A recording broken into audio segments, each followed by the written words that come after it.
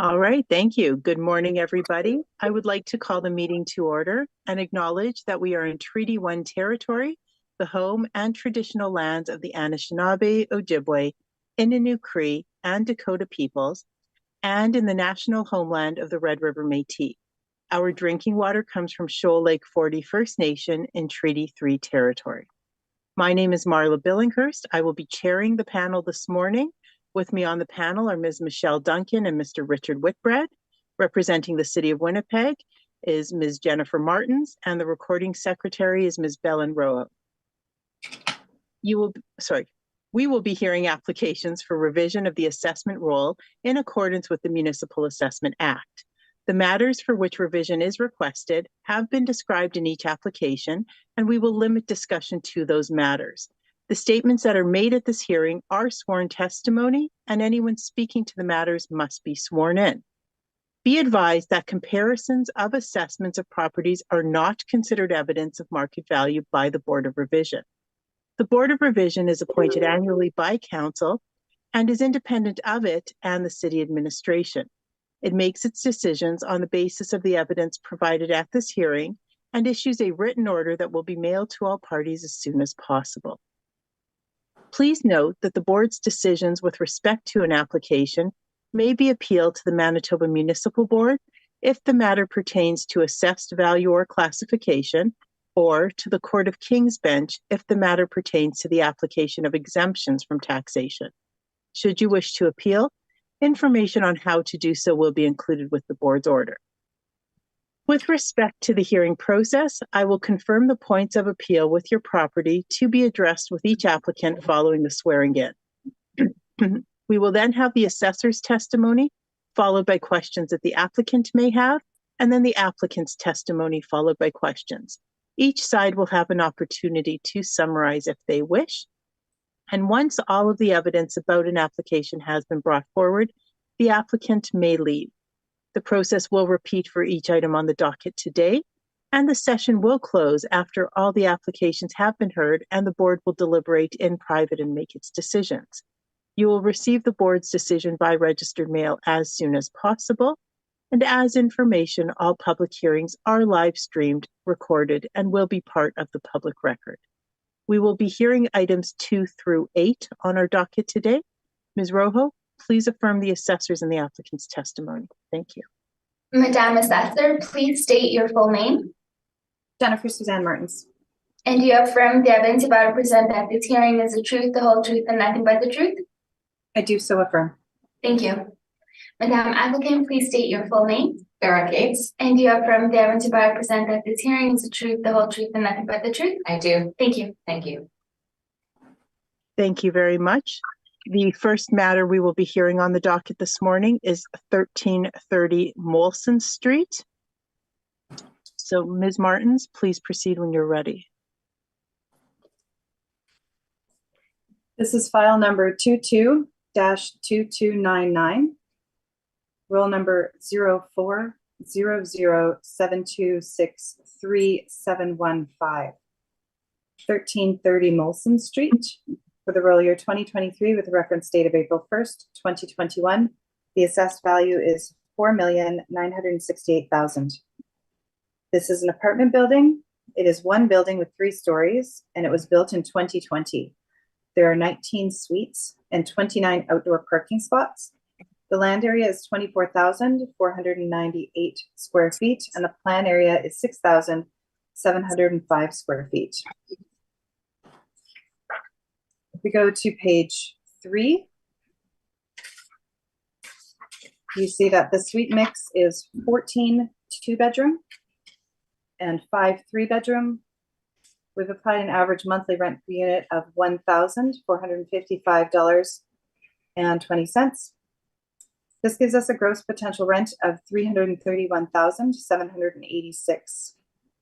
To that, we've applied a 3.2% vacancy rate and an expense rate at 38.12%, giving us a net operating income of $198,739. To that, we've applied a capitalization rate of 4%, giving us the $4,968,000.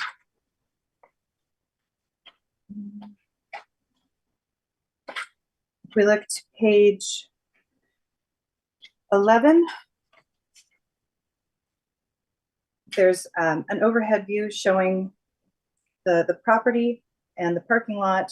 And then there's a map showing where this is located on Molson Street in relation to Grassy and Tupelo. And that is everything. Thank you very much. Thank you very much. Ms. Cates, do you have any questions for Ms. Martins? Yes, thank you. So if we go to your cap rate table on page 5, in looking at the range that's there, can you provide any information on the sales being used, such as how many sales were included in what areas, etc.? No, I cannot. And on this same table, the broker cap rates are used as further support for the assessment department cap rates. Is that correct? Yes, they are. And would you agree they suggest nothing lower than 5% for low rise, with CBRE suggesting a higher level? I would, while that is the case, I would say that there are not many properties that were built in 2020 or newer that we have, so that it would be difficult to reflect that compared to a property that was built in 2020. So that being said, yes, that is the case. However, this would be probably one of the ones that would require a bit of an adjustment due to its new age. Okay.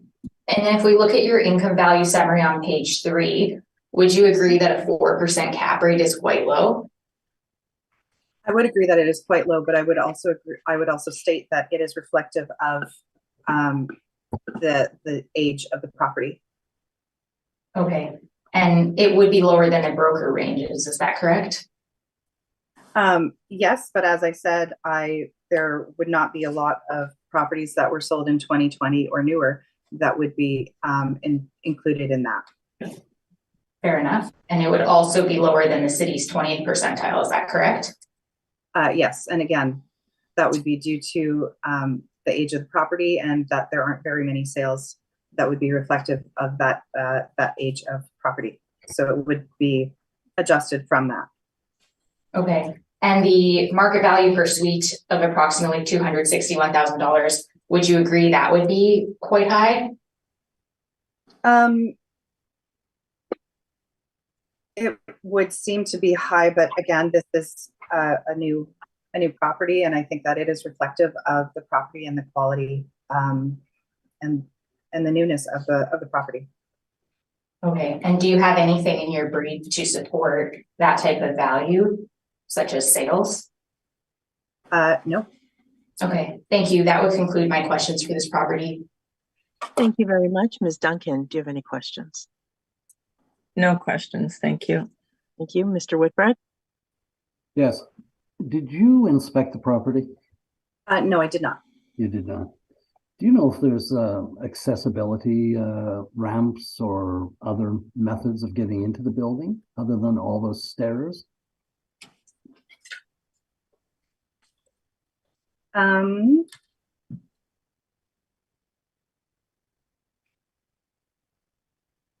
I can only reference your photo, so. Yeah, I'm just looking at the back page to see if there's anything about accessibility.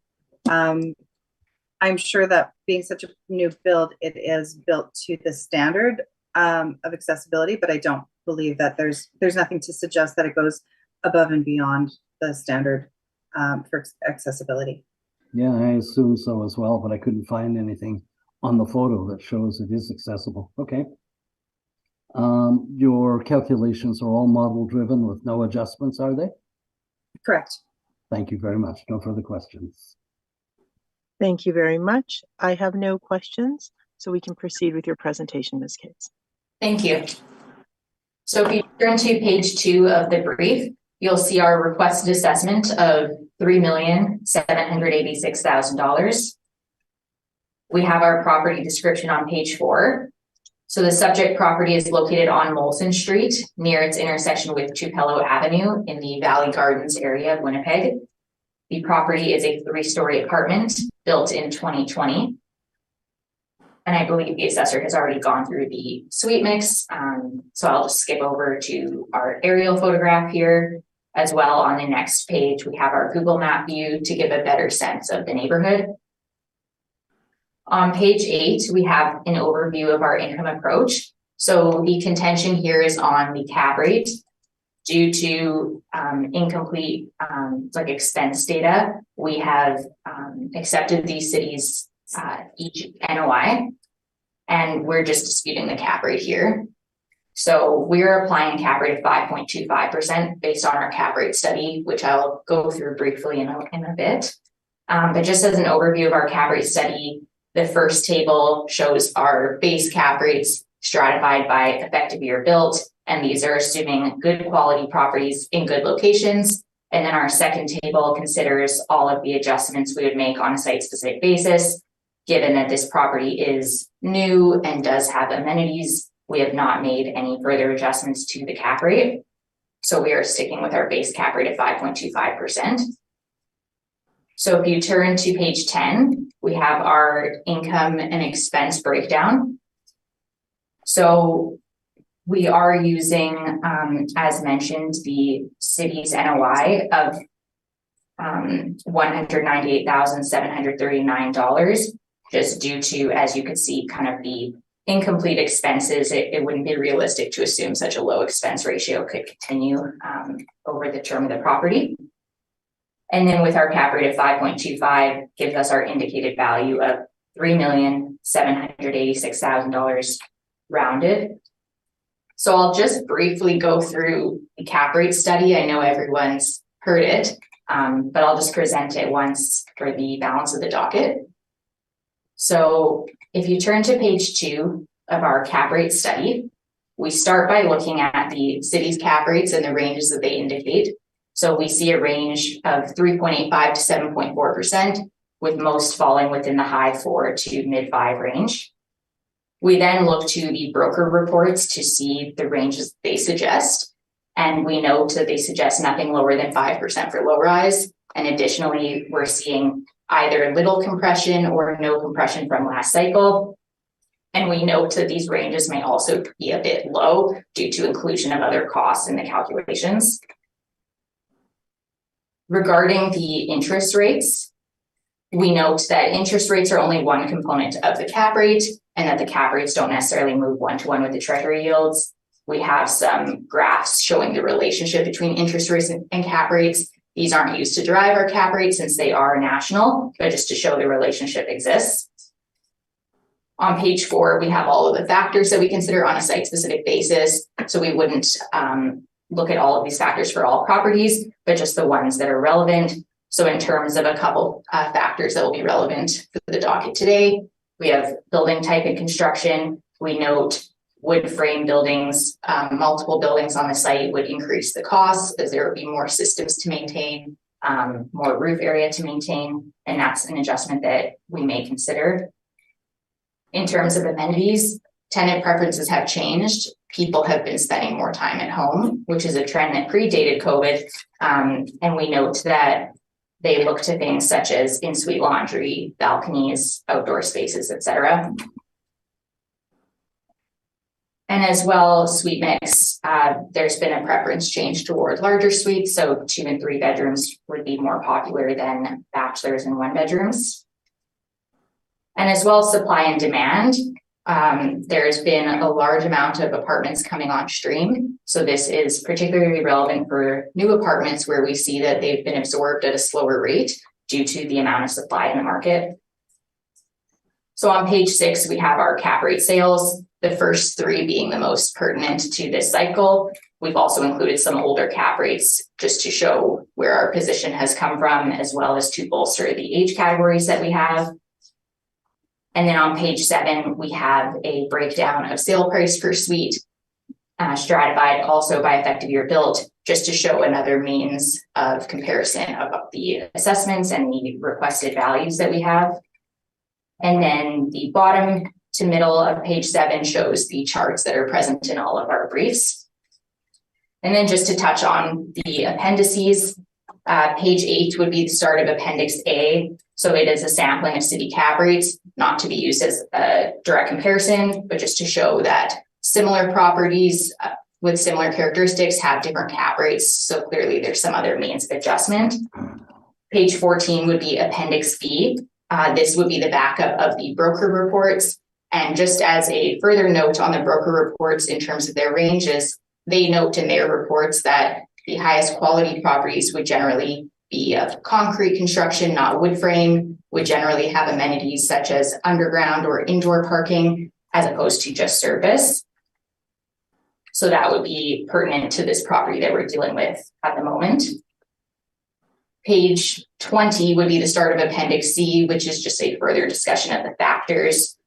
So page 22 is a City of Winnipeg economic report that deals with the idea of the pre-existing trends regarding tenant preferences.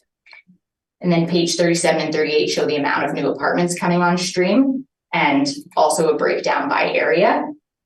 And page 40 just speaks to the idea of the newer projects being absorbed at a slower rate. So page 43 would be Appendix D. That's a backup of all of our sales calculations. Page 145 is Appendix E. That is a background of all of the sales that we've used for our sale price per suite chart. And then lastly, page 149 would be Appendix F. This includes some assessor rebuttal that was previously submitted, and the purpose for showing it is to illustrate that based on their calculations of the cap rates, there is agreement among certain of the age categories that we have. So just to wrap up this presentation, I'll just go back to my main brief on page 10.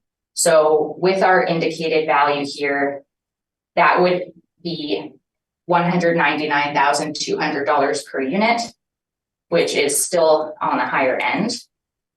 And then my appendix would start on page 12, and I have just some marketing photos that were available.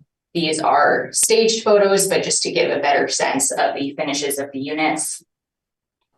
And lastly, I have the city valuation that we've referenced, as well as the financial statements that we had available. And that would conclude my presentation for this property. Thank you. Thank you very much. Ms. Martins, do you have questions for Ms. Cates? Yes, I do. And I also have rebuttal to present afterwards.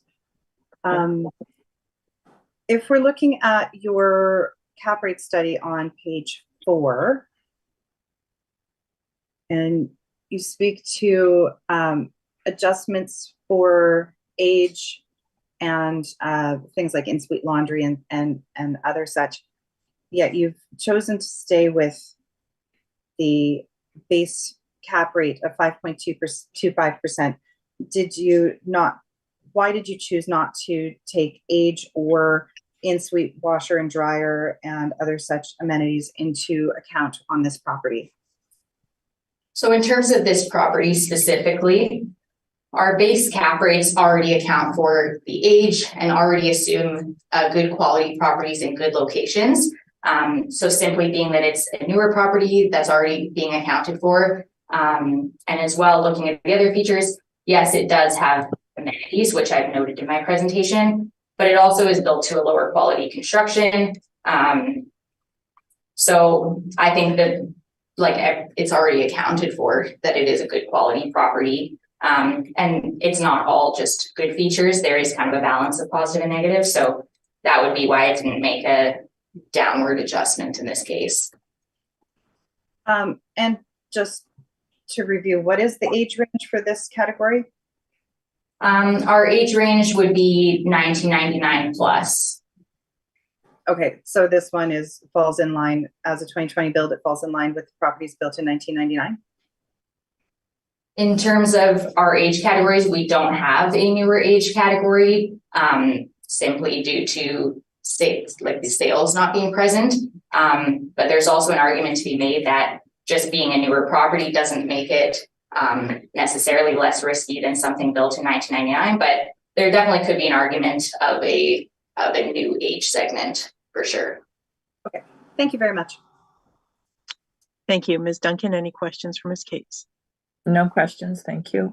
Thank you. Mr. Whitbread? I have none, thanks. Thank you, nor do I. Ms. Martins, you stated you have rebuttal evidence.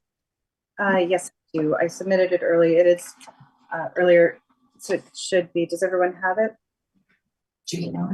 I did, yes. Okay, Sorry. I have distributed it to the panel as well. If you refresh your page, it'll list at the very bottom. Okay, I'm just refreshing.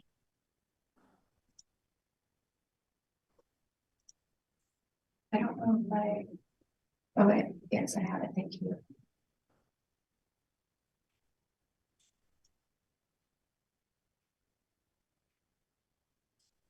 Hmm.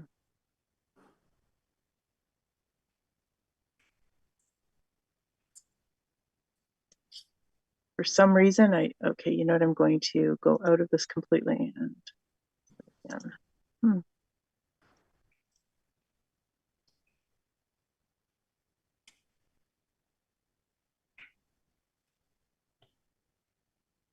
Here we go. Thank you.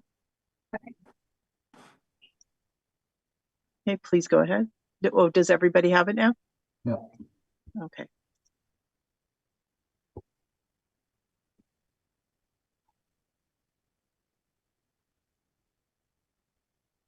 Please proceed. Thank you. This is just our rebuttal, and I'm sure it has been seen before, so I'll just go over it quickly. If you go on to page 2, it's our chart, and it's showing the differences of cap rate on the same properties. For example, on page 3, it shows that where the city is using the actually reported amount versus Altus using a model amount that they chose to use for that property, and the difference that it makes. And it just goes through the calculations and the amounts and reasoning why, pardon me, some of the properties that Altus is using, that we consider them to be unusable, and just a review of the evidence that we have in support of our cap rate numbers for the cap rates on the chart. So that's everything. Thank you. Thank you very much. Ms. Cates, do you have any questions? Yes, thank you. So regarding the cap rates for Corden and Maryland, would you agree that we're not extremely far off in those positions? Yes. And then just looking at McPhillips, so would you agree that it is quite rare to have a new apartment where there's still room to increase the rents?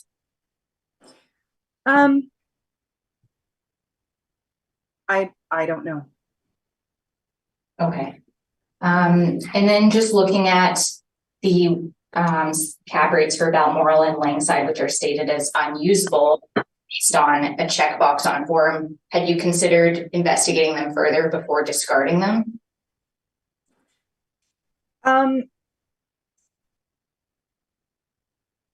No, actually, I feel that the information that has been submitted, where we want to be able to count on the information, and I hadn't considered doing further research into that.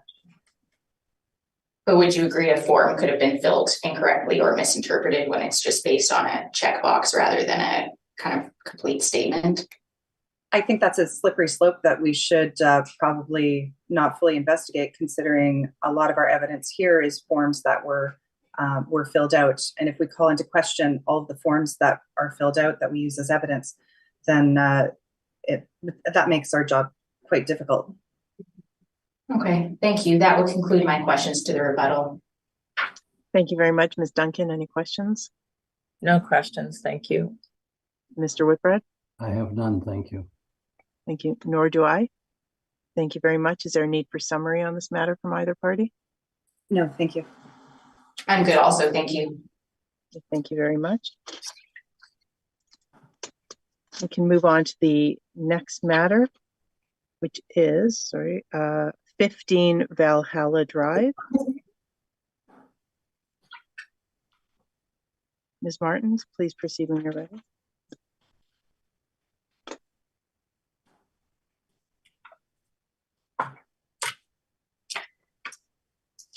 This is file number 22-3836. Roll number 04-002-015-100, 15 Valhalla Drive, for the roll year 2023 and a reference date of April 1st, 2021.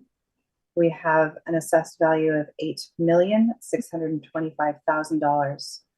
This is a split property class, so the assessed value for the first part is $369,000, and that's for the classification at 60T. And we have an assessed value of $8,256,000 for the classification 40S. This is an apartment building. There's one building with 2 premises, 7 stories, built in 1997. The wall height is 10 feet. The land area is 71,418 square feet, and the plan area is 18,150 square feet. If we look to page 4, please. We show that for the property class code 60T, we have an area of 1,350 square feet. We've applied rent of $18.91, giving us a potential rent of $25,529. We've applied a vacancy of 6%, expenses at 3%, and a shortfall of $7 per square foot, giving us an NOI of $22,710. To that, we've applied a 6.15% capitalization rate, giving us our $369,000. If we flip back to page 2, we show some rental comparables to support that rent. Now moving on to page 5, we have the apartment income stream that is classed 40S. And it shows we have 48 suites. They are all 2-bedroom suites. We have a monthly rent per unit at $1,298.15, giving us a potential gross income of $747,734. To that, we've applied a vacancy of 3.2% and expenses at 45.25%, giving us a net operating income of $396,284. To that, we've applied a capitalization rate of 4.8%. And that gives us our $8,256,000. On page 6, it shows both income streams together, and that it adds up to the $8,625,000.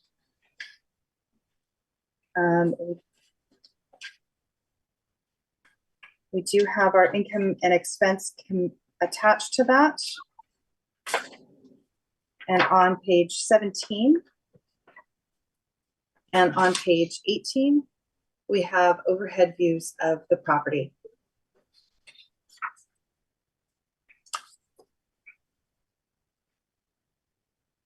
Now I've sent another document along with the regular brief. And this, does everyone have that one? Yes. The information package from Valhalla Cove. If we look at page 4, it shows that Valhalla Cove is a life lease property, and it explains that it's a Valhalla Cove life lease agreement is purchased at fair market value and gives the purchaser the exclusive right to occupy the suite, etc. And in the paragraph above that, it shows that the tenant also pays rent each month, and the amount of rent will vary depending on how much the entrance fee the tenant paid and their proportionate share of the operation costs. And on page 6 and 7, this shows what the monthly fees are expected to cover and what costs the tenant is expected to cover on their own.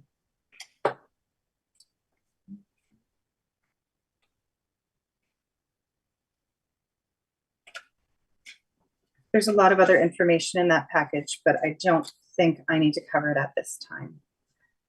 Thank you very much. Thank you very much. Ms. Cates, do you have any questions for Ms. Martins? I have no questions. Thank you. Thank you, Ms. Duncan. No questions, thank you. Thank you, Mr. Whitbread. Just a bit of confusion on my part when I go into the mailer. I may be missing something, but I'm on page 9. And I'm looking at a rent of $346,373 versus your $747.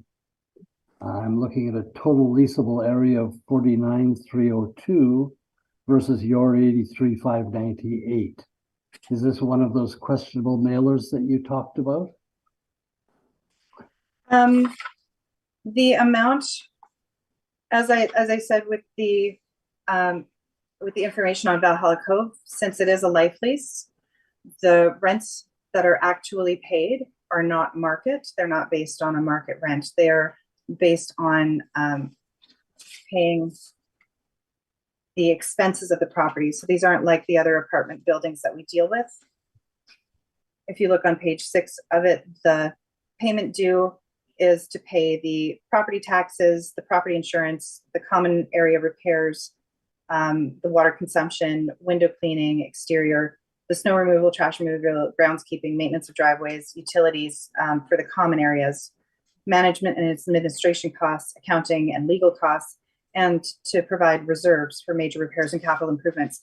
So this isn't rent as in most of the rental properties. This is considered very differently. So we don't treat the income as an actual rental income. We treat these as we apply a market income on the rental amount for these properties.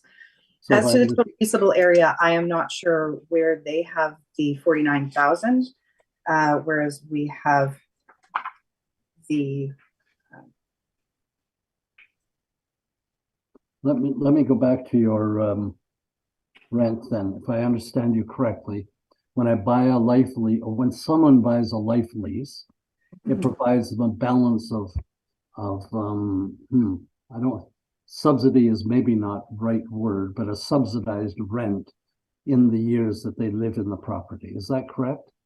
Yes. I'm trying to simplify this just so I can understand it. Okay, thank you. And you can't explain the rent or the square feet? No, I'm not sure why there's such a big difference in the square footage. Okay, maybe Ms. Cates can clarify it as her client. Thank you. Not now, but when we get there. Thank you very much. No further questions. Okay, thank you. I have no questions. So Ms. Cates, you may proceed with your presentation. Thank you. Thank you. So if you turn to page 2, you'll see our requested assessment of $8,095,000, as well as some exterior photos of the property. So our property description is on page 5. So the subject property is located on Valhalla Drive, near its intersection with Henderson Highway in the Valhalla area of Winnipeg. So the property is a 7-story apartment built in 1997, sorry. And it operates as a seniors life lease complex for individuals age 55 and over. The land area is approximately 1.6 acres. And there are 48 units, all 2 bedrooms. And there are 42 indoor parking stalls and 24 outdoor parking stalls noted. So you'll see an aerial photograph and on the next page, a Google map view. So if you turn to page 9, it's the overview of our income approach. So we are disputing the assessor's cap rate of 4.8%, and we're applying a cap rate of 5.5% based on our cap rate study, which we've gone through.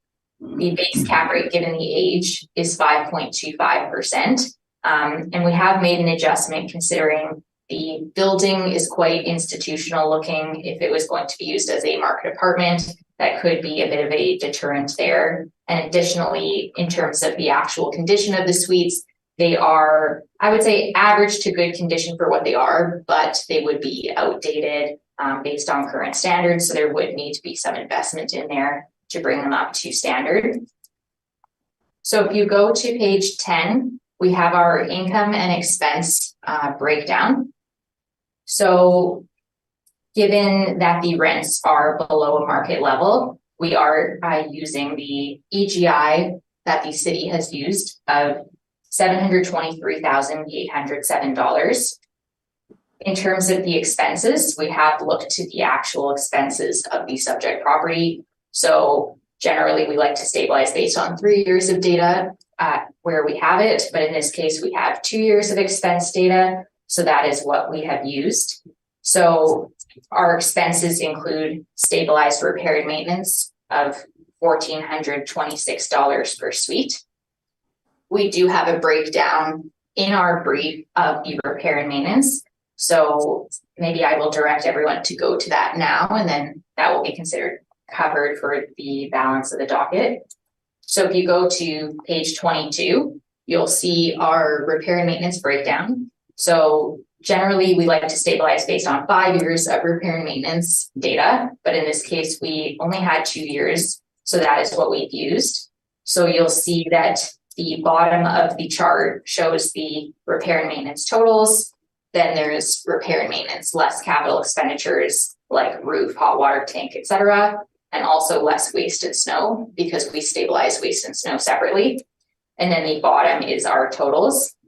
And then where we would do any stabilizations in the case where we have the detailed itemizations is toward the right-hand side of the sheet. So in this case, we didn't see a need to do any further stabilizations to the data, but in the event that we were to be doing stabilizations where we have more data, you'll see that certain categories such as flooring replacement, appliance replacement, painting, and counters, cupboards, and carpentry have maximum values in place. Those maximum values are based on discussions that we've had with property managers and other knowledgeable players, and we've determined those values to be reasonable cutoffs for those categories. And then in terms of other stabilizations we would include would be if we notice some sort of outlier data, but we feel we didn't really feel there was outliers here, and 1,400 roughly for R&M is more than reasonable. So if we go back to the valuation on page 10, so that speaks to our R&M. Now, what we've done with the taxes is we've calculated out the taxes as if it were a class code 20 property. That is our practice for 40S properties. The reason that we do that is because a prospective purchaser would not necessarily be able to anticipate these specialized tax treatment to continue should it not be a senior's property. So that is the logic behind calculating the class code 20 taxes. So our total expenses are $298,865 with our net so it gives us a net operating income of $424,942, and with our 5.5% cap rate gives us an indicated value of $7,726,000, which works out to a value of $168,600 per unit.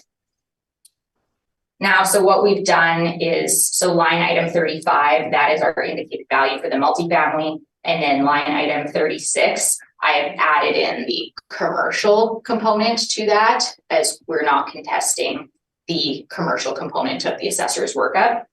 So that gives us an indicated total value of $8,095,000 rounded. So our appendix starts on page 12. And I just included some interior photos, as well as the city valuation and the financial statements that we've looked at. Just speaking to the earlier question about the discrepancy in leasable area, I had not looked into that. So I would not be able to speak to why that is different in this case. And that would conclude my presentation for this property. Thank you. Thank you very much. Ms. Martins, do you have any questions for Ms. Cates? Yes, on page 22, when you're discussing using the maximum for the appliance replacement, the painting, the counters and cupboards and etc., those ones, do you think that's fair considering that in this case, all of those expenses are the responsibility of the tenant? So in terms of our repair and maintenance, I did delve into that discussion of how we would do it in this case. We're not anywhere close. The only category that there is something built in would be appliance replacement, and they're just at $20. So they're not really close to those maximum values in this case. Okay, thank you very much. Okay, thank you. Sorry, Ms. Duncan, do you have any questions? I just note that the city's expenses are higher than the applicant's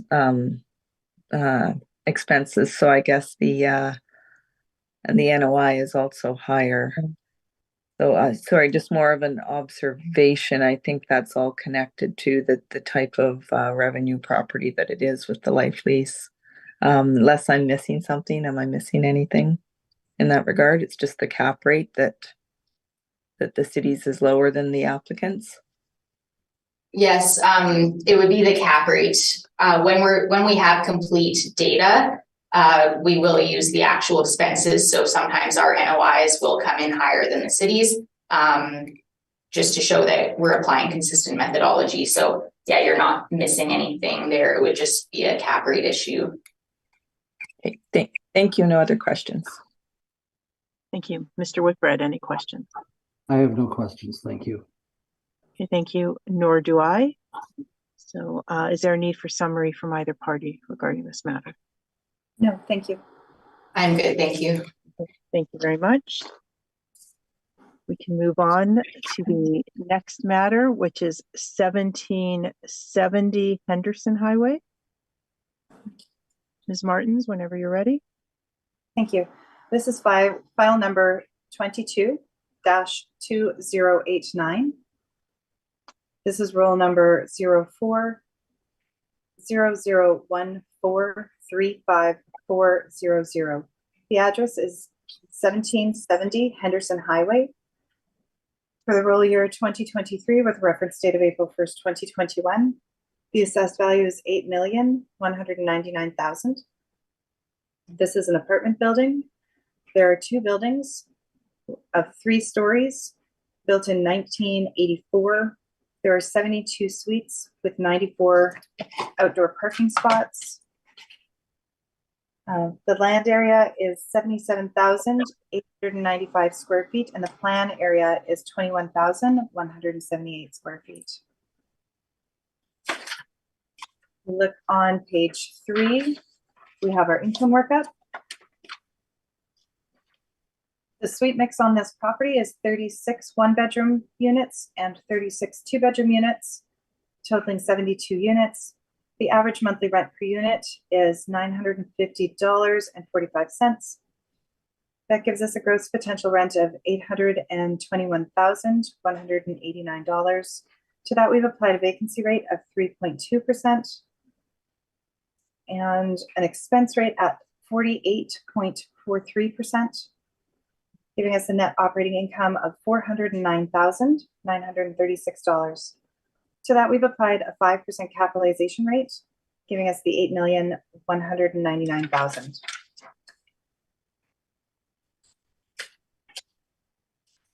On page 14, we have an overhead view of the property and a map showing that this is on Henderson and where it is in relation to Chief Pegless. Thank you. Thank you very much, Ms. Cates. Do you have any questions for Ms. Martins? Yes, thank you. Are you aware that the property operates as a complex with 1790 and 1792 Henderson? I did have an inkling of that. Yes. Okay. Are you aware if the cap rate would have increased or changed had all the buildings been assessed as part of a single parcel? They probably would have. However, since they have chosen to stay as individual properties, if they were to sell, we aren't able to merge them together for valuation purposes unless they work towards that end. Okay. And would you agree this property is wood frame construction?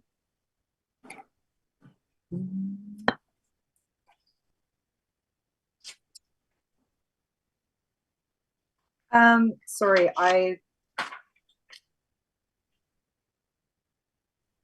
yes, it says wood or steel stud. So I'm, Okay. Would you agree wood frame would generally not be considered as high quality as other construction materials? yes, And I noticed you've included the income statement for the property. Would you agree in looking at that the property tends to run high expenses? Oh, excuse me. bless you.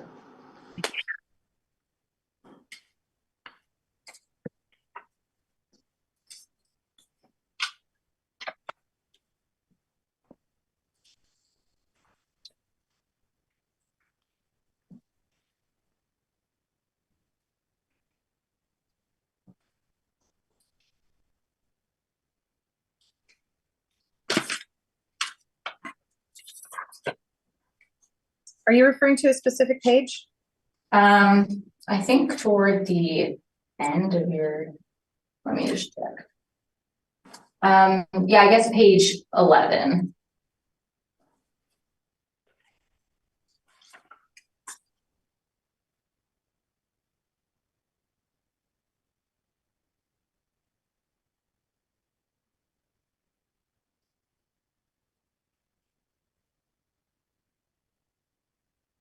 I'm not sure what you're basing the high expenses on, but these, what you're comparing them to. So I'm not sure what I would be agreeing to if I agree to that they run high expenses. I guess in comparison to the net operating income, like as a ratio, but I could just leave it there. That would wrap up my questions for the property. Thank you. Thank you very much. Ms. Duncan, do you have any questions? No questions, thank you. Thank you, Mr. Whitbread. Just building on that question about expenses, if I have this right, I'm on page 11, Ms. Martins. 484,887 for 21, for 504, which is even higher. You would divide that by 72 suites, and I get something in the neighborhood of $6,700 a suite for expenses. Does that seem high to you? Yes, that seems very high. Yeah. If you look at insurance, if you look at insurance, the insurance seems a little high. Yes, they run high expenses. Are all the utilities, and I'm not sure if all of the utilities are included in. I hadn't done a full analysis or a full stabilization of the expenses. I hadn't had an opportunity to do that. Okay. It might serve future boards well if you were to do that. Well, it would be rather difficult to do a full, it's like 3 or 5 year stabilization on all the properties that we're doing. That would be rather time consuming. I mean, I'm seeing expenses on other properties in the 1,000, 2,000 range. It's hard to explain this, but thank you. Go for the Is this for just specifically this property, or is it for all of them? Because over on page 10, it's including the other 2 buildings, so it would be over a lot more than just the one property. Mm-hmm. So I'm not sure how far they've separated out the expenses and the income on this either. Given the combined nature, as Ms. Gates mentioned, it's hard to decipher. Is that what I hear you saying? Yes, it is. Okay. Thank you. No further questions.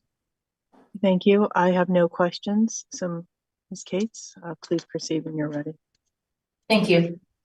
So if you turn to page 2 of our brief, we have our requested assessment of $6,311,000, as well as some exterior photos. On page 5, we have our property description. So the subject property is located on Henderson Highway between its intersections with Portier Avenue and McIver Avenue in the Valhalla area of Winnipeg. The property consists of two 3-story apartment blocks that were built in 1984, and the land size is approximately 1.8 acres.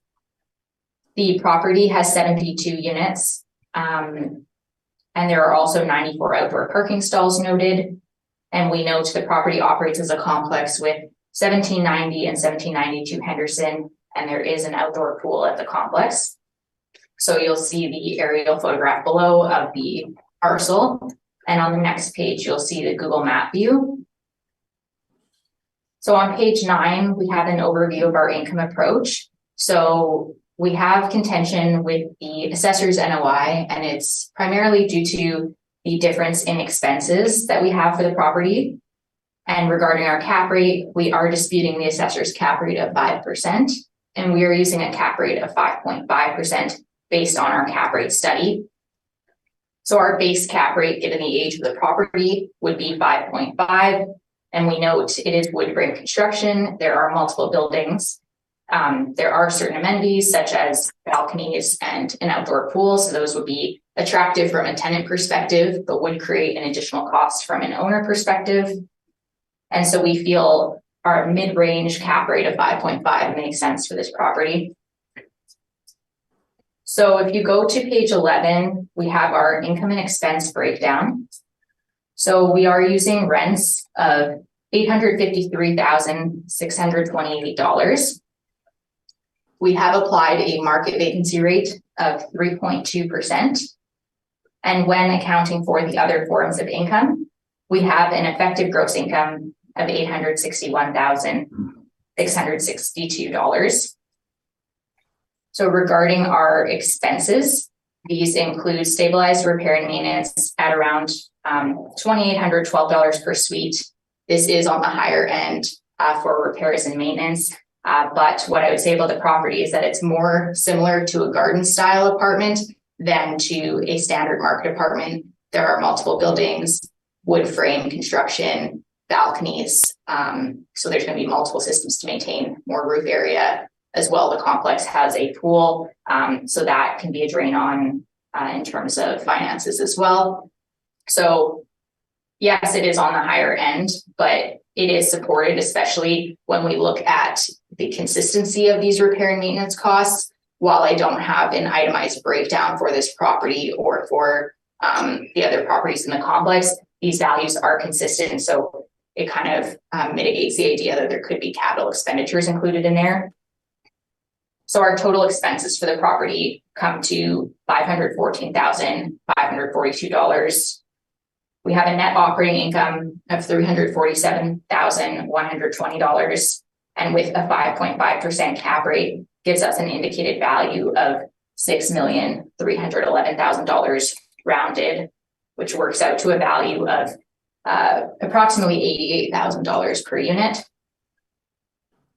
So our appendix starts on page 13, and what I've included is some interior photos. So we see that they're doing upgrades to the units.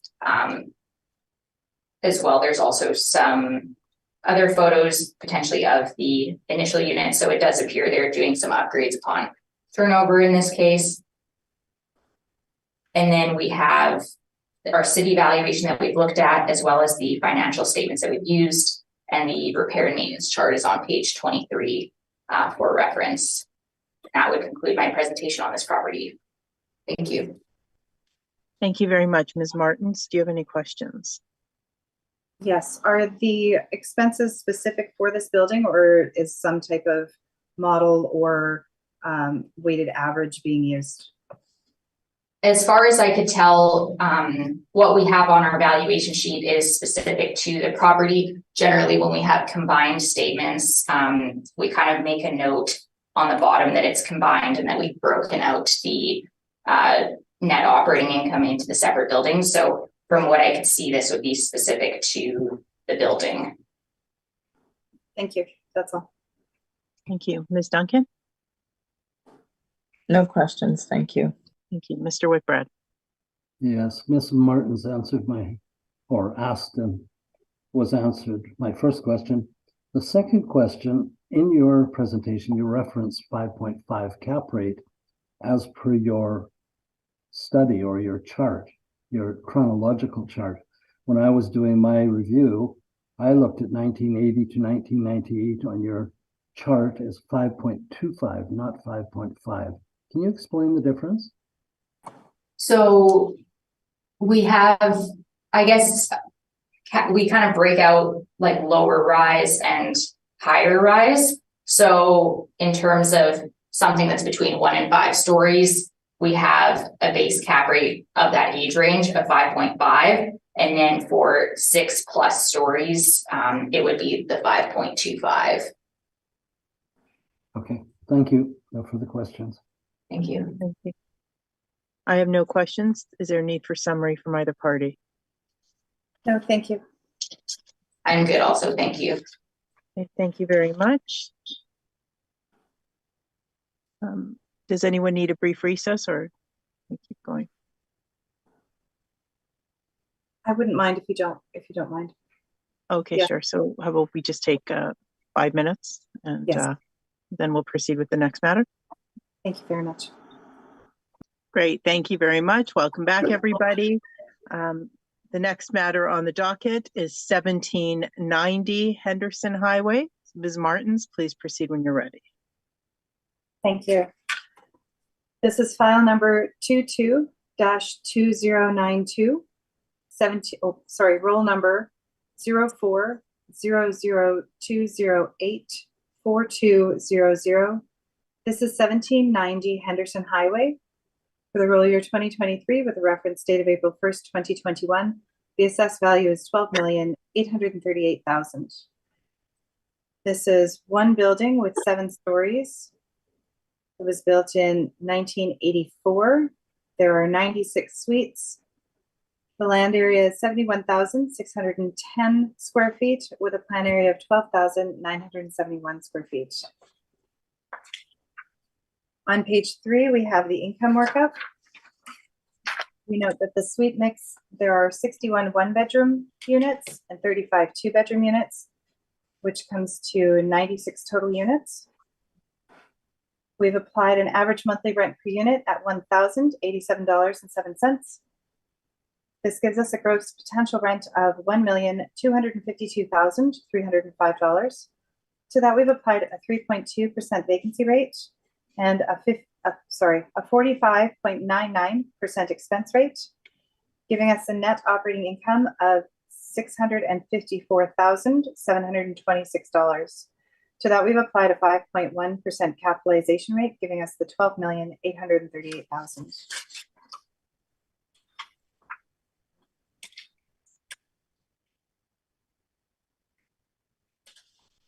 On the last page, we do have, on page 13, we do have an overhead picture showing the unit.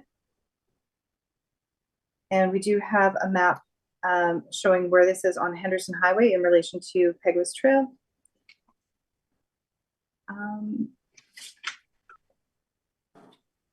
And that is everything. Thank you very much.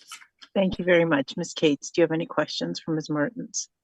I have no questions, thank you. Thank you. Ms. Duncan? Normally I wouldn't ask this, but because they're both on the docket and there's already been an inference that there's a potential connection between the properties, I noted on the 1770 Henderson, the city model had put a 5% cap rate, but on 1790 Henderson Highway, they put a 5.10 cap rate. What would be the difference, being that they were built the same year?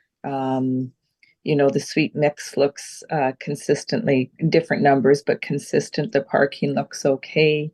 You know, why would there be a difference, do you think? Well, first and foremost, because they aren't, in our system, these are individual properties because that's how we have them. They have individual roll numbers and everything is listed individually. So they are, in our computer system, they are considered completely separate. Secondly, if you note the type of buildings, the last one that we were dealing with was they had 2 buildings of 3 stories. And whereas this one is a single building, and if you see the picture, it is, it's 7 stories, so we would consider it a high rise. So it's very different, even though they share an ownership and they are managed as a unit. They're in our computer, it doesn't register as that. So they would be given capitalization rates based on all of the features, not just on who manages it.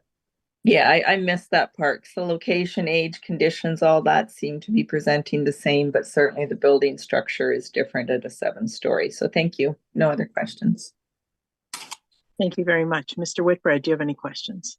Yes. So I'm looking at your photo on the last page, and there's a funny little corridor jutting out of the back of the building to the pool area. Is that to provide access to the pool? I wasn't privy to dividing it out, but I would assume that when they were separating out, that would be to guarantee access to the pool. There's also, if you look at the bottom page,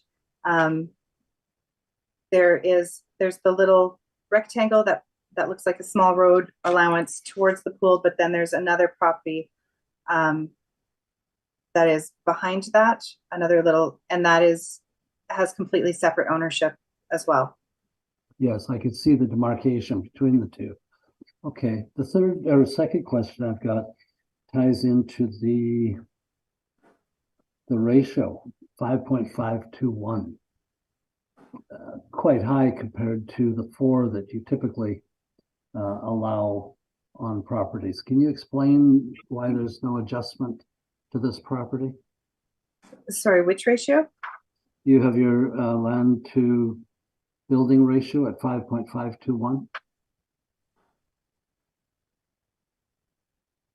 Page 1. I think that's well within what is allowable. I'm confused about what adjustment you would like for that one. Well, my experience with assessors is that 4.0 is kind of the top end of ratio before you start making adjustments. Not so? It depends on the property, and I think with this one being the way that you're looking at the land, that it is utilizing the property very well. And if we start picking and choosing where we're going to make an adjustment, it would be a contentious issue on this one. On this particular property. Yeah, and I think a little bit of flexibility with allowing an additional amount of land, because if you look at the parking,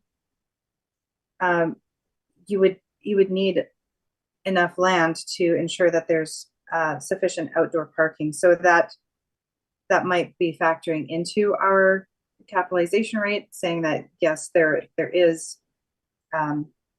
more than one parking spot per suite, that this is that might be part of what is driving our capitalization rate.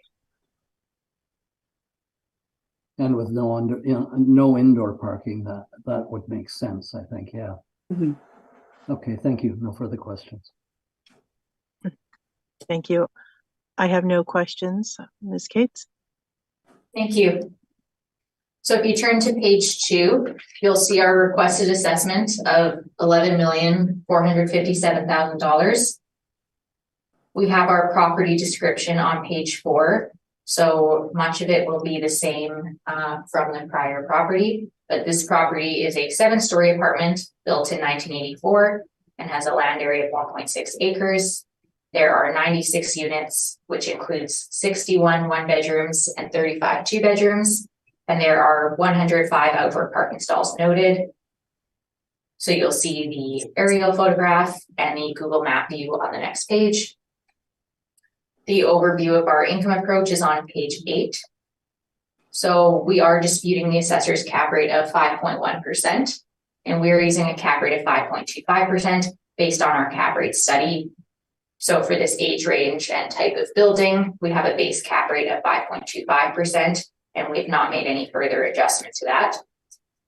So if you turn to page 10, we have our income and expense breakdown.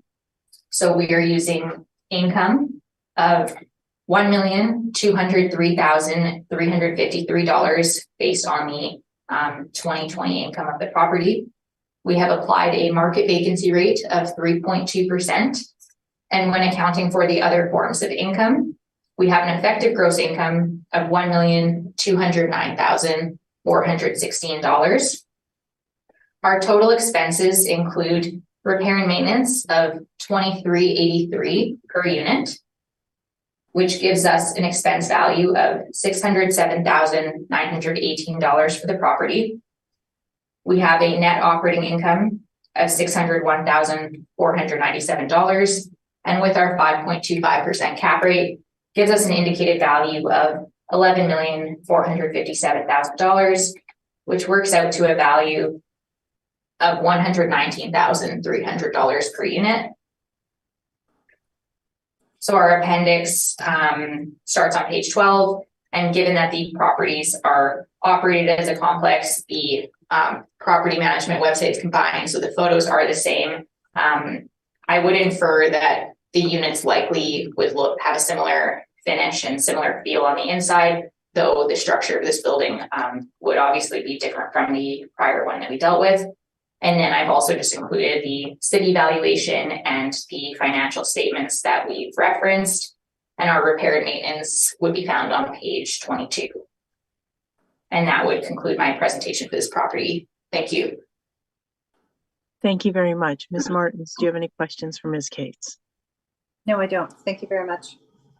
Thank you. Ms. Duncan? No questions, thank you. Mr. Whitbread? And no questions, thank you. Nor do I. Is there a need for summary from either party? No, thank you. I'm good also, thank you. Okay, thank you. And we can move on to the next property, which is 1792 Henderson Highway. Ms. Martins, when you're ready, please proceed. Thank you. This is file number 22-2093, roll number 040017459900, 1792 Henderson Highway. For the roll year 2023 with reference date of April 1st, 2021, the assessed value is $9,657,000. This is a property that has 3 buildings of 3 stories, built in 1984. There are 84 suites and 94 outdoor parking spots. A land area of 107,611 square feet, a plan area of 25,130 square feet. We look on page 3 at the income value summary. For suite mix, we have 36 one-bedroom and 48 two-bedroom units, giving us 84 units.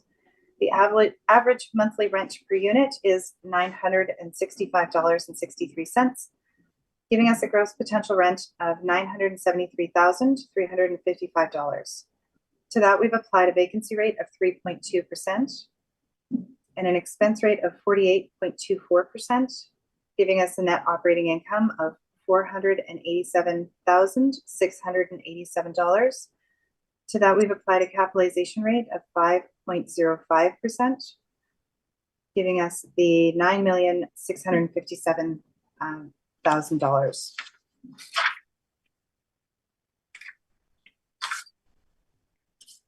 If we look over to the last page, we have the overhead picture and the map, again showing us the area and a view of that shows the the formation of the outline of the property. Thank you very much. Thank you. Ms. Cates, do you have questions for Ms. Martin? I don't have any questions, thank you. All right, Ms. Duncan, do you have any questions? No questions, thank you. Mr. Whitbread? I have none, thank you. Nor do I. So, Ms. Cates, please proceed when you're ready. Thank you. So if you look at page 2, you'll see our summary of facts and requested assessment. I'm making a bit of an adjustment to the requested assessment. So our new requested assessment would be $8,446,000 rather than $8,140,000. So we have an Can you repeat that? Sorry, 8 million. 8,446. Thank you. Thank you. So I've also included some exterior photos. So in regards to the property description, I believe the assessor's already covered it. But you can see the aerial view showing the different buildings on the site and the Google Map view on the next page. So if you go to page 9, we have an overview of our income approach. So we are disputing the assessor's cap rate of 5.05%, and we're using a cap rate of 5.5% based on our cap rate study. 5.5% is the base cap rate given the age, and we've not made any further adjustments.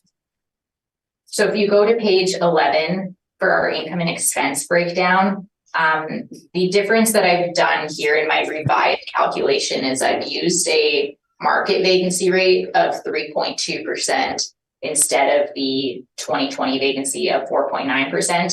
So I'll just walk through the remaining calculations. So we're using rents of $1,056,084 as shown with a 3.2% vacancy, and adding in the additional forms of income, we have an effective gross income of $1,063,435. Our expenses include stabilized repair and maintenance at $2,517 per suite for total expenses of $598,902 as written. So our net operating income as recalculated would be $464,533. So $464,533 with a 5.5% cap rate gives us an indicated value of $8,446,000 rounded, which works out to a value of $100,500 per unit. So the appendix would start on page 13, and again, just the interior photos, city valuation, and financial statements that we've looked at. And then I have the repair and maintenance on page 23 for reference. And that would conclude my presentation on this property. Thank you. Thank you very much. Ms. Martins, do you have any questions? I'm just curious why there's such a difference between the stabilized repair and maintenance expense on this one compared to 1770 Henderson. That's a fair question. They do have separate statements, so we look at them separately. I can't speak to the specifics as to why they're different. Perhaps there was more work done on the prior building that we dealt with, but I can't speak to the specifics. Okay, thank you. That's everything. Thank you very much. Ms. Duncan, do you have any questions? No questions, thank you. Thank you. Mr. Whitbread? I have none, thank you. Thank you. Nor do I. So is there a need for summary from either party? No, thank you. I'm good also, thank you. All right, thank you. So we can move on. The next property is 1845 Gateway Road. Ms. Martins, please proceed when you are ready.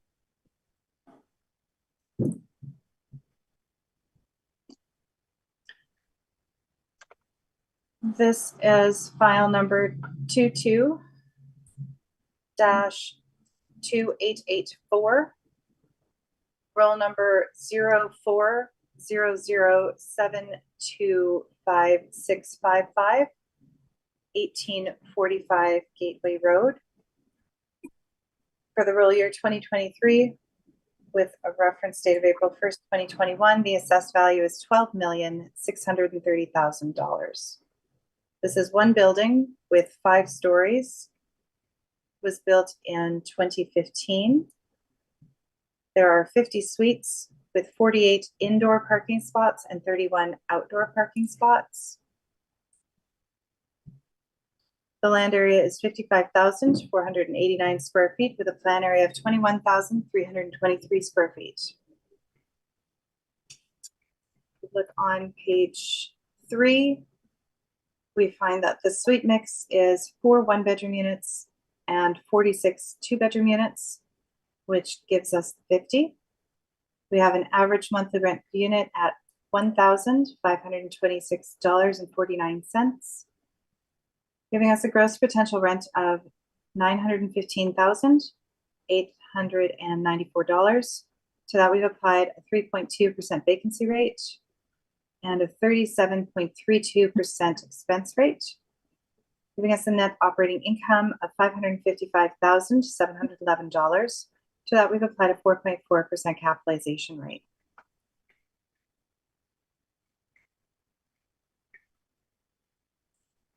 We go to the last page. On the bottom, we have the map, and that points out which of the buildings this is at the corner of Gateway Road and Knowles Avenue. And then we've got an overhead view of the apartment building.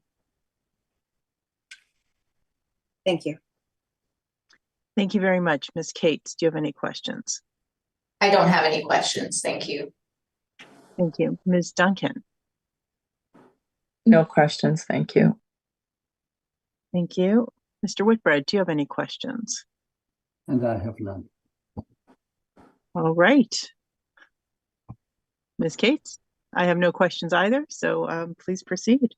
Thank you. So if you turn to page 2, you'll see our requested assessment of $10,586,000, as well as an exterior photo or a couple exterior photos from different angles. So the property is located on Gateway Road at its intersection with Knowles Avenue in the Springfield North area of Winnipeg. The property consists of a 5-story apartment, which includes 4 stories plus a main floor parkade. It was built in 2015 and it operates as a seniors life lease complex. And the land area is approximately 1.3 acres. There are 50 units, which are primarily 2 bedrooms. And we note there are 48 indoor parking stalls and 28 outdoor parking stalls. And this property operates as part of the Cornerstone Life Lease Estates development, where it is phase 2. And the next property we're going to be hearing is phase 1. So you'll see the aerial view as well as the Google Map view on the next page. So as an overview of our income approach, you could turn to page 9. So we are disputing the assessor's cap rate of 4.4%, and we're going to be using a cap rate of 5.25% based on our cap rate study. So 5.25% is our base cap rate, and we've not made any further adjustments. So on page 10, we have our income and expense breakdown. So in terms of this property, we are using the actuals in terms of income and expenses, whereas on the prior life lease property, we were not using the actuals for income, but in this case, it made sense given that it is in line with the market and the city's rents. So we're using rents of $1,016,990. We have applied a market vacancy rate of 3.2%. I note the actual vacancy of the property is lower than 3.2%, but in our valuations, it is our practice to apply a market vacancy rate as a prudent purchaser who is looking at this property would be conservative in their estimates and would still apply a market vacancy, as it can reasonably be expected that a 1% vacancy would continue for the long term of the property. So when accounting for the other forms of income, we have an effective gross income of $992,203. Our expenses include stabilized repair and maintenance at $1,539 per unit. for total expenses of $436,433. Our net operating income is $555,769. So fairly similar to the assessor's NOI. So it's really just a cap rate issue. So with our 5.25% cap rate, gives us an indicated value of $10,586,000, which works out to a value of approximately $212,000 per unit, which I would suggest is on the higher end in line with newer properties. So our appendix starts on page 12, and I've included some marketing photos from the website of the property, as well as the city valuation and the financial statements that we've referenced. And the repair and maintenance can be found on page 28. We don't have an itemized breakdown, but you can see kind of the stabilization method we applied there. And that would conclude my presentation for this property. Thank you. Thank you very much. Ms. Martins, do you have any questions for Ms. Cates? No, I don't. Thank you very much. Thank you, Ms. Duncan. No questions, thank you. Thank you, Mr. Whitbread. Just one, I notice a brief or a discrepancy in your briefs.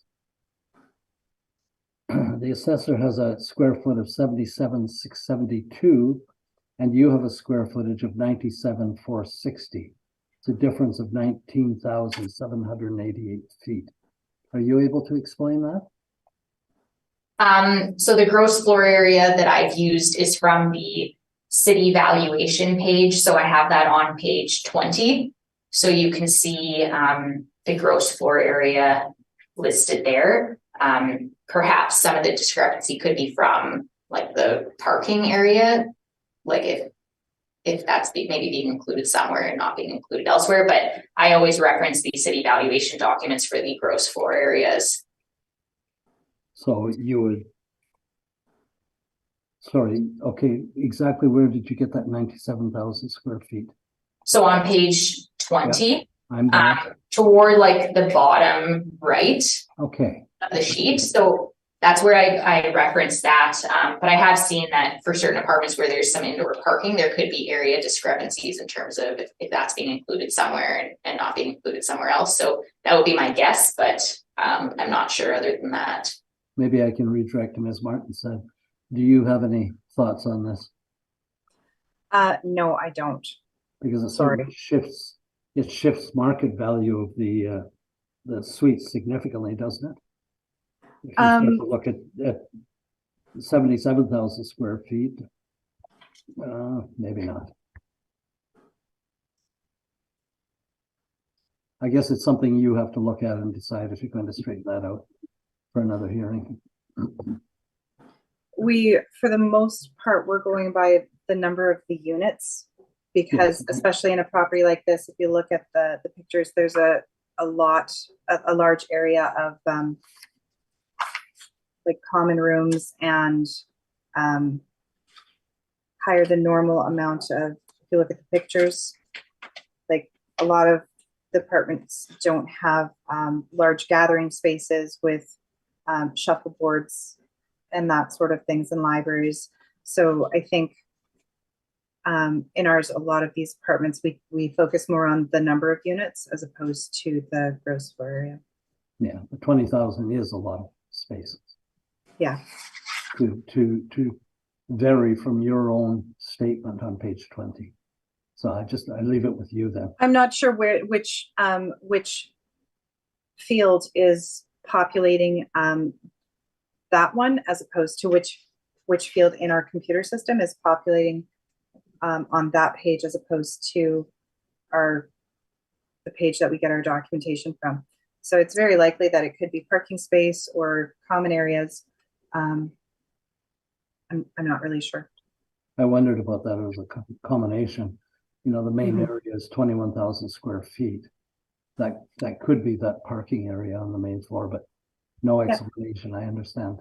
Thank you. No other questions. Thank you. I have no questions. Is there a need for summary from either party? No, thank you. I'm good also, thank you. Okay, thank you. So we can move on. The next matter is 1865 Gateway Road. Ms. Martins, please proceed when you're ready. This is file number 22-2885. Total number 040072565550, 1865 Gateway Road. For the roll year 2023 with reference date of April 1st, 2021, the assessed value is $12,258,000. This is one building with 4 stories built in 2010. There are 53 suites with 53 indoor parking spots and 15 outdoor parking spots. The land area is 125,049 square feet with a plan area of 26,953 square feet. For this one, for suite mix, we have a single 1-bedroom unit, and the remaining 52 units are 2-bedroom.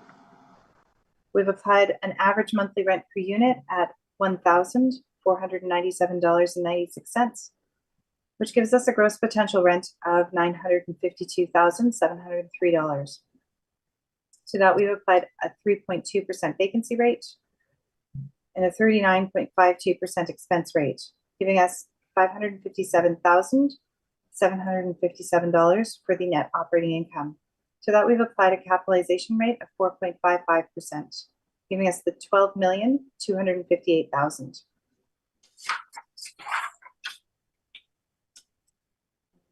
Go to the last page, page 9. It's the same picture at the top, but this one is the other building, which I believe this one was built before before the other one, and it also contains space that has the lovely garden in the back. Thank you. Thank you. Ms. Cates, do you have questions for Ms. Martins? I don't have any questions. Thank you. Thank you. Ms. Duncan? No questions, thank you. Mr. Whitbread? I have none, thank you. Thank you. Nor do I. So, Ms. Cates, you can proceed when you're ready. Thank you.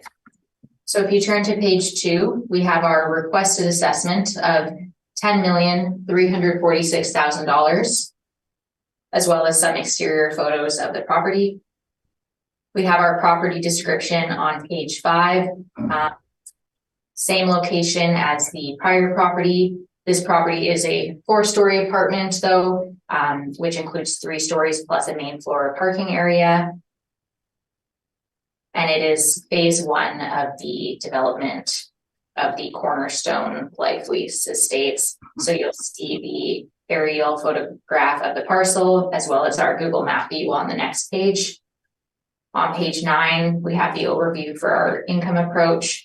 So we are disputing the assessor's cap rate of 4.55%, and we're using a cap rate of 5.25% based on our cap rate study. So if you turn to page 10, we have our income and expense breakdown. So we have applied rents of $988,419. We've applied a market vacancy rate of 3.2%. And when accounting for the other forms of income, we have an effective gross income of $960,140. Our expenses include stabilized repair and maintenance at $1,304 per suite, for total expenses of $416,989. We have a net operating income of $543,151, and with a 5.25% cap rate, gives us an indicated value of $10,346,000 rounded, which works out to a value of $195,200 per unit. So our appendix starts on page 12. And given that they're considered kind of phase 1, phase 2 of the same development, the photos are the same. So again, I would infer that the units would be quite similar, though this one is approximately 5 years older than the property we've heard previously. on page 20, I have the city valuation, and then onward from there are all of the income statements that we've referenced. And then our repair and maintenance would be on page 28. And that would conclude my presentation for this property. Thank you. Thank you very much. Ms. Martins, do you have any questions for Ms. Cates? No, I don't. Thank you. Thank you. Ms. Duncan? No questions, thank you. Thank you. Mr. Whitbread? Well, just for the record, again, I note a discrepancy. This time, the applicant is 24,000 square feet higher than the assessor. Assessor shows 80,000 square feet. Applicant shows over 104,000 square feet. And I have looked at the last page, and applicant Ms. Cates, yes, I see the 104,497. So Ms. Martins, it seems like you may have a problem here. No explanation from you? Again? No. Sorry, I didn't hear you. No, no explanation. Okay, thank you. No further questions. Okay, thank you. I have no questions then. Is there a need for summary from either party? No, thank you. I'm good also, thank you. All right, well, thank you very much. We have heard all the items scheduled, and this hearing is now adjourned. Thank you, everybody, and good morning. Thank you. Thank you.